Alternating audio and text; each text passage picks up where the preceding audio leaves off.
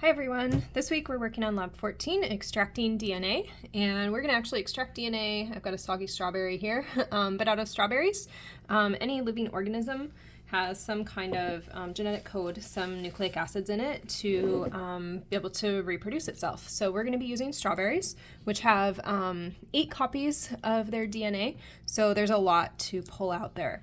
As you're working on this lab, consider tying it into things that you might be talking about in lecture. So we have some drawings here, and a great resource to learn more about all things genetics related is the National Human Genome Research Institute. That's where this information came from. And your instructor might also link a few videos for you as well.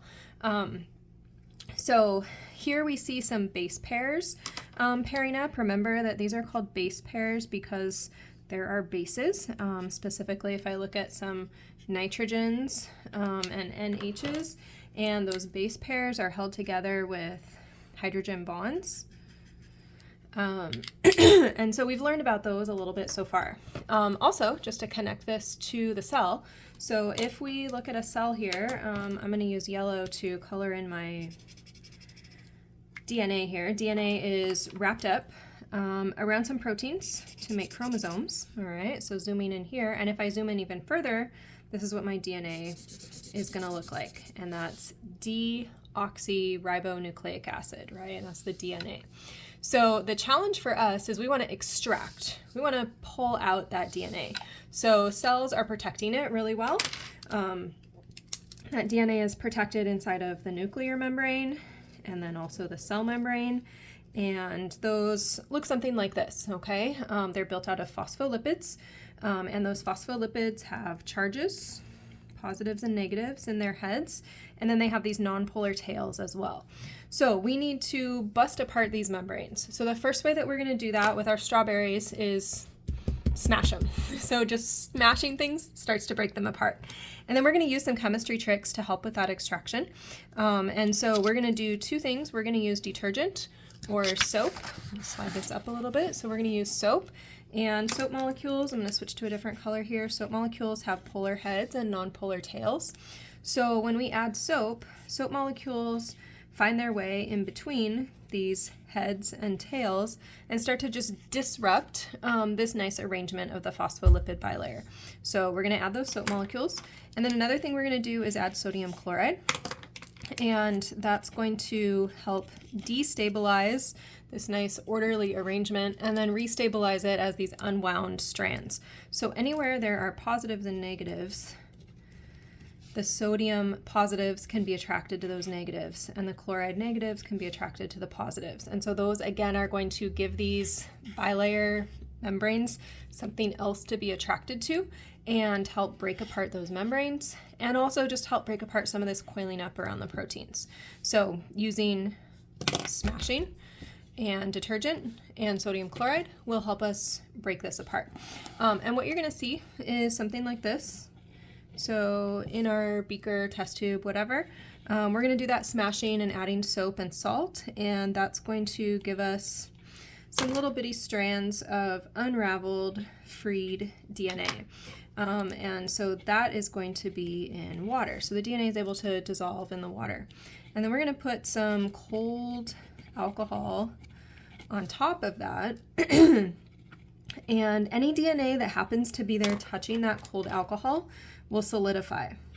And so at the interface, so we call this the interface between the 2 solvents, you'll start to have clumps of DNA form. You can reach in with a little stick, wind it around, and pull those strands of DNA out. So then you will have extracted DNA.